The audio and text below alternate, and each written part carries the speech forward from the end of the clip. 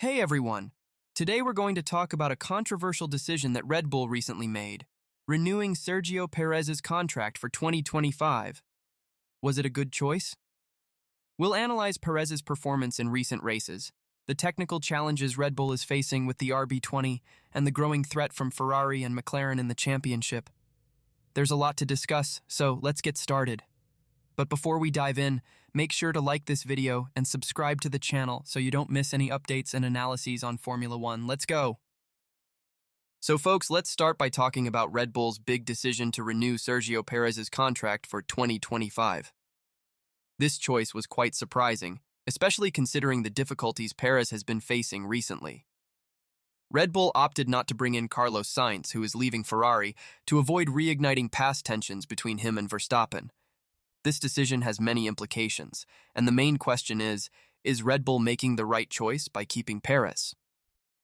After all, keeping a driver who is not at his best can be risky, especially when there are talented alternatives available. Is Red Bull prioritizing team stability over potential performance? Speaking of performance, let's see how Pérez has been doing recently, which brings us to our next point. All right, everyone, let's take a closer look at Pérez's recent performance.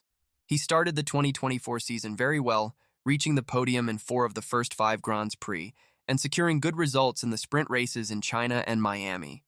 But things started to go downhill from Imola.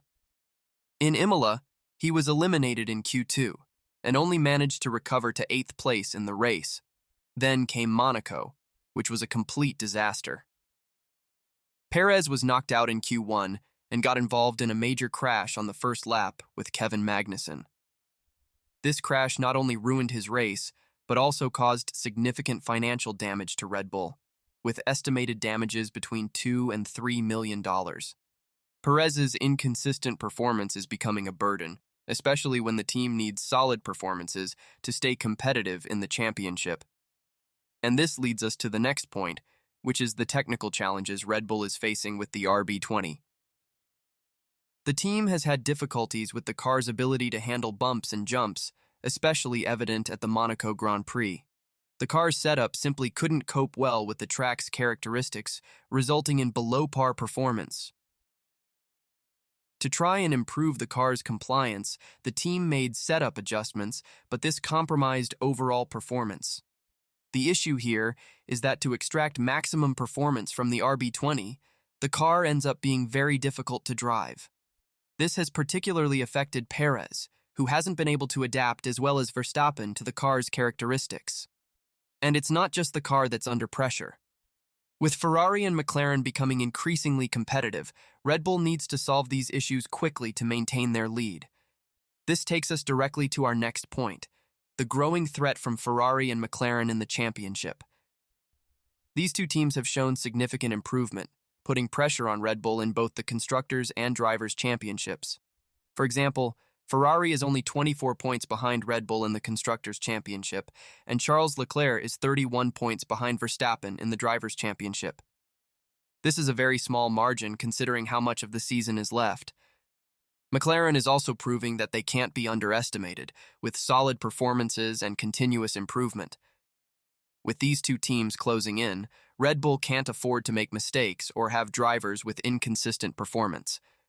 Every point counts, and Ferrari and McLaren are ready to capitalize on any slip-ups by Red Bull. The increasing competitiveness of these teams not only raises the pressure on Red Bull, but also makes the championship more exciting for us F1 fans. And this leads us to the impact of this decision on the Constructors and Drivers Championships.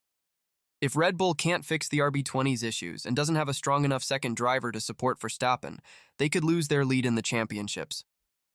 The decision to renew with Pérez is risky and could be costly if he doesn't manage to recover. Speaking of risky decisions, Red Bull also ignored some interesting alternatives when choosing to keep Pérez, and that's what we'll discuss next.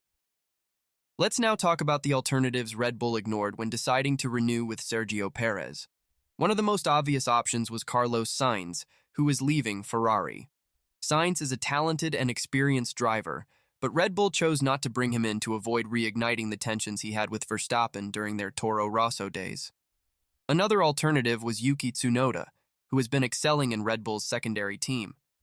Tsunoda has shown consistent performance and is outpacing Daniel Ricciardo, yet Red Bull doesn't seem interested in promoting him to the main team. This is even more intriguing considering Tsunoda is under contract with Red Bull and has an option for next season. The decision to ignore these alternatives and go with Perez might be seen as a safe choice, but it could also limit the team's potential. Tsunoda, for instance, has shown maturity and the ability to compete at a high level, which could bring new dynamics to Red Bull. With all these decisions and risks in play, what can we expect from Red Bull and Perez next season? Well, everyone, after all this analysis, what can we really expect from Red Bull and Sergio Pérez in 2025? The decision to renew with Perez is risky, especially considering his recent form and the technical issues the team is facing with the RB20. With Ferrari and McLaren becoming more competitive, Red Bull needs to ensure all their drivers are at their best. For next season, Red Bull will have to fix the RB20's problems and ensure Perez can deliver consistent performances. If they manage to adjust the car and bring back Perez's confidence, the team can continue to fight at the top. Otherwise, the choice to keep Perez could become a major obstacle. So, what do you all think? Did Red Bull make the right choice? Will Perez be able to recover and help the team win more titles? Let us know in the comments. And don't forget to like the video and subscribe to the channel so you don't miss any updates on Formula One. See you next time.